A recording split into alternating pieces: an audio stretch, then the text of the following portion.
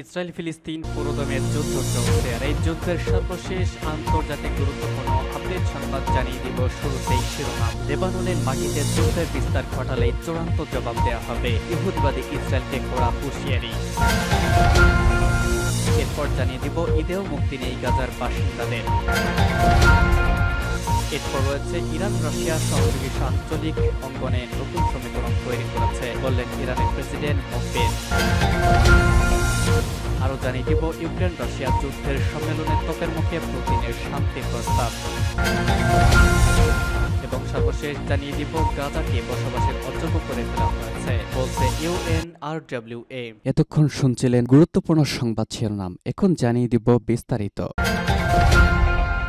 লেবাননের মাটিতে যুদ্ধের বিস্তার ঘটলেই চূড়ান্ত জবাব, হুঁশিয়ারি নাঈম কাশ্মীর। লেবাননের ইসলামী প্রতিরোধ আন্দোলন হিজবুল্লাহর উপমহাসচিব শেখ নাঈম কাশ্মীর হুঁশিয়ারি উচ্চারণ করে বলেছেন, ইহুদিবাদী ইসরায়েল যদি লেবাননের মাটিতে যুদ্ধের বিস্তার ঘটানোর চেষ্টা করে তাহলে চূড়ান্ত জবাব দেওয়া হবে। গতকাল রাজধানী বৈরুতে এক অনুষ্ঠানে হিজবুল্লাহর উপমহাসচিব এই হুঁশিয়ারি দিয়েছেন। সীমান্তে যখন লেবাননের হিজবুল্লাহ যোদ্ধা এবং দখলদার সেনাদের মধ্যে নিয়মিত সংঘর্ষ হচ্ছে এবং তা দিন দিন বেড়েই চলেছে, তখন সেখানে হিজবুল্লাহর পক্ষ থেকে এই হুঁশিয়ারি এলো। চলতি সপ্তাহের প্রথম দিকে লেবাননের দক্ষিণে হিজবুল্লাহর শীর্ষ কমান্ডার সামি আবদুল্লাহ ওরফে আবু তালেব ইসরায়েলি আগ্রাসনে শহীদ হওয়ার পর সংঘর্ষ বেড়েছে। শেখ নাঈম কাসেম বলেছেন, এই হত্যাকাণ্ডের প্রতিবাদে হিজবুল্লাহ যোদ্ধারা ইসরায়েলি বেশ কয়েকটি অবস্থানে হামলা চালিয়েছে এবং দখলদাররা যদি আগ্রাসন বিস্তারের চেষ্টা করে তাহলে চূড়ান্ত জবাব দেয়া হবে। তিনি বলেন, ইসরায়েল সীমিত আগ্রাসন চালালেও হিজবুল্লাহ যোদ্ধারা তা বিবেচনা করবে না, বরং চূড়ান্ত জবাব দিবে যাতে ইসরায়েলের বড় রকমের ক্ষয়ক্ষতি হয় এবং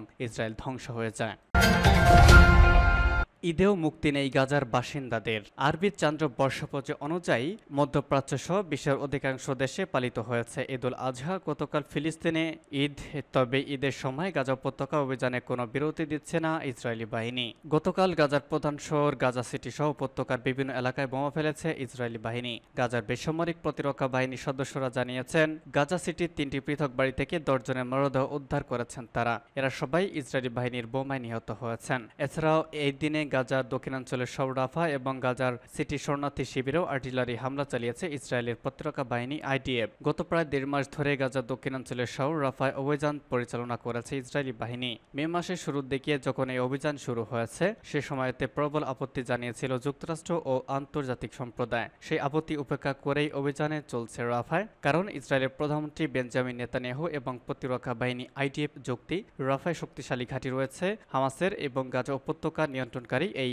সশস্ত্র গোষ্ঠীকে পুরোপুরি নিষ্ক্রিয় করতে রাফায় অভিযান চালানো জরুরি। এদিকে রাফায় অভিযান ইস্যুতে আন্তর্জাতিক সম্প্রদায়ের আপত্তির মূল কারণ ছিল সেখানে বিপুল সংখ্যক বেসামরিক ফিলিস্তিনের উপস্থিতি। গত 7 অক্টোবর ইসরায়েলি বাহিনীর অভিযান শুরুর পর গাজার বিভিন্ন প্রান্ত থেকে লোকজন এই সীমান্ত শহরটিতে আশ্রয় নিয়েছেন। গত 7 অক্টোবর ইসরায়েলি ভূখণ্ডে অতর্কিত হামলা চালিয়ে 1200 জনকে মানুষকে গুলি করে হত্যা করেছে হামাস যোদ্ধারা। সেই সঙ্গে জিম্মি হিসেবে ধরে নিয়ে যায় আরও 252 জনকে। জিম্মিদের উদ্ধারেও ওই দিন থেকেই গাজায় অভিযান শুরু করে ইসরায়েলি প্রতিরক্ষা বাহিনী, যা এখনো চলছে। অভিযানের শুরু থেকে এ পর্যন্ত গাজায় নিহত হয়েছেন 37,266 জন মানুষ, যাদের অধিকাংশই বেসামরিক ফিলিস্তিনি।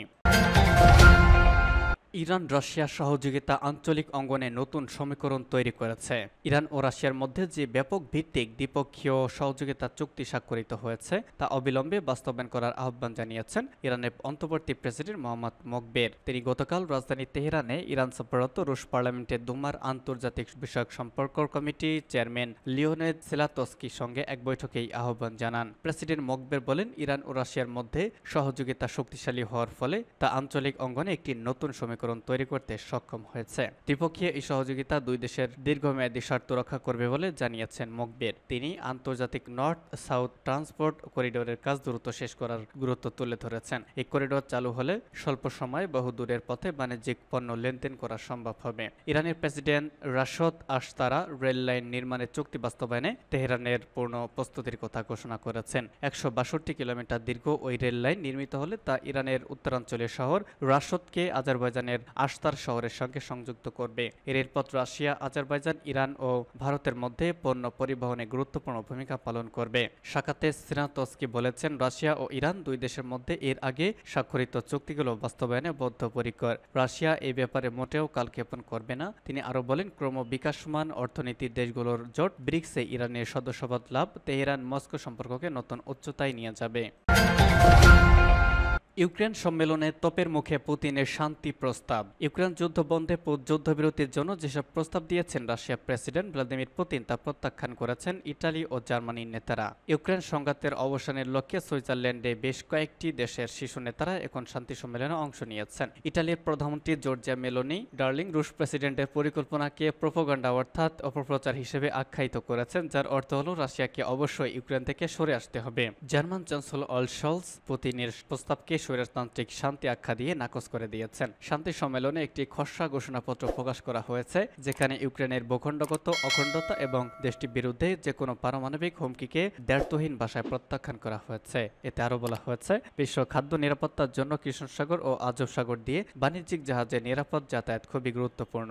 গতকাল পুতিন বলেছেন, ইউক্রেন যদি 4টি অঞ্চল থেকে সেনা প্রত্যাহার করে তাহলে তিনি যুদ্ধবিরতিতে সম্মত আছেন। ওই 4টি অঞ্চলে কিছুটা এখন রাশিয়ার দখলে এবং রাশিয়া এগুলোকে তার নিজের ভূখণ্ড বলে দাবি করে আসছে। Ukraine president Volodymyr Zelensky, chief of staff Andriy Yermak Swiss এই সম্মেলনে এসে বলেছিলেন, স্বাধীনতা, সার্বভৌমত্ব, ভূখণ্ডগত অখণ্ডতা নিয়ে কোনো আপোষ নেই। ইউক্রেন শান্তি নিয়ে এই সম্মেলনে পুতিন তার প্রস্তাব প্রকাশ করেছেন। অন্যদিকে সম্মেলনটির লক্ষ্য হল যুদ্ধ অবসানে করণীয় সম্পর্কে আলোচনা করা। 90টির বেশি দেশ ও বৈশ্বিক প্রতিষ্ঠান সম্মেলনে অংশ নিয়েছে। ইউক্রেনের রাশিয়ার আগ্রাসন শুরুর পর থেকে এটা ইউক্রেন বিশ্বের সবচেয়ে বড় জমায়েত। তবে রাশিয়া, চীন সম্মেলনে আমন্ত্রণ পায়নি, তারা এই সম্মেলনে অংশ নিচ্ছে না। এ কারণে উল্লেখযোগ্য অগ্রগতির সম্ভাবনা খুব একটা নেই। পুতিনের প্রস্তাবের বিষয়ে বলতে গিয়ে জর্জিয়া মেলোনি বলেছেন, ইউক্রেনকে ইউক্রেনের মাটি থেকে সরে যেতে বলাটা আমার কাছে কোনো কার্যকর মধ্যস্থতা প্রস্তাব বলে মনে হয় না। ব্রিটেনের প্রধানমন্ত্রী ঋষি সুনাক বলেন, যেসব দেশ অস্ত্র নিয়ে রাশিয়াকে সহায়তা করেছে তারা ইতিহাসের ভুল দিকে আছে। ইউক্রেন এই সম্মেলনে অংশ নেয় দেশগুলোর সংখ্যা এবং এর বৈশ্বিক প্রচারের দিকে ইঙ্গিত করে সম্মেলনটিকে একটি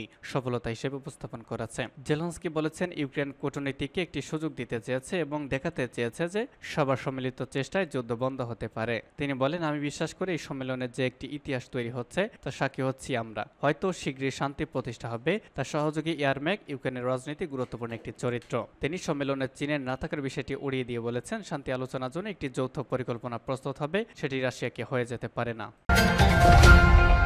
এবং সর্বশেষ জানিয়ে দিব, গাজাকে বসবাসের অযোগ্য করে ফেলা হয়েছে বলছে ইউএনডব্লিউআর।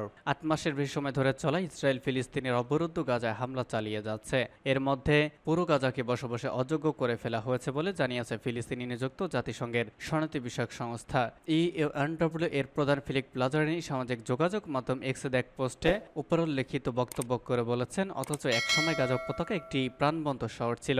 ওই পোস্টে তিনি গাজার উত্তরাঞ্চলে ইসরায়েলি ধ্বংসযজ্ঞের ভিডিও ফুটেজ সংগ্রহ করেছেন। ফিলিপ লাজারিনি বলেছেন, সীমাহীন ধ্বংস ও জনশূন্যতার মাধ্যমে গাজাকে পুরোপুরিভাবে বসবাসে অযোগ্য করে ফেলা হয়েছে। এদিকে গাজা স্বাস্থ্য মন্ত্রণালয় জানিয়েছে, গাজা ইসরায়েলি হামলায় এখনো পর্যন্ত 30 জন ফিলিস্তিনি নিহত হয়েছেন। এর মধ্য দিয়ে গত বছরের 7 অক্টোবর থেকে শুরু হয় ইসরায়েলি হামলা এখনো পর্যন্ত 37,500 জনের মতো ফিলিস্তিনি নিহত হয়েছেন। এ সময় আহত হয়েছেন আরো 85,037 জন। অনেকে বিভিন্ন ধ্বংসস্তূপের নিচে আটকে থাকায় তারা নিখোঁজের তালিকায় রয়েছেন। গত বছর 7 অক্টোবর হামাসের নজিরবিহীন আন্তঃসীমান্ত হামলার পর থেকে ইসরায়েল গাজা উপত্যকা অব্যাহতভাবে বিমান ও স্থলে হামলা চালিয়ে যাচ্ছে। তাদের এই বিমান হামলায় বেসামরিক আবাসন, হাসপাতাল, স্কুল, শরণার্থী শিবির, মসজিদ, গির্জা কিছুই বাদ পড়েনি। এসব স্থাপনা পুনরায় তৈরি করতে যুদ্ধ থামার পর আরো 30 থেকে 40 বছর সময় লেগে যাবে। এসব বেসামরিক স্থাপনা ভেঙে ফেলায় গাজায় সব ধরনের প্রয়োজনীয় মৌলিক সেবা প্রদান বাধ্যতা এবং বাধাগ্রস্ত হয়েছে। জাতিসংঘের মতেই ইসরায়েলি হামলায় গাজার প্রায় 85% মানুষ বাস্তুচ্যুত হয়েছেন। সেই সঙ্গে খাদ্য, বিশুদ্ধ পানি, ওষুধ সহ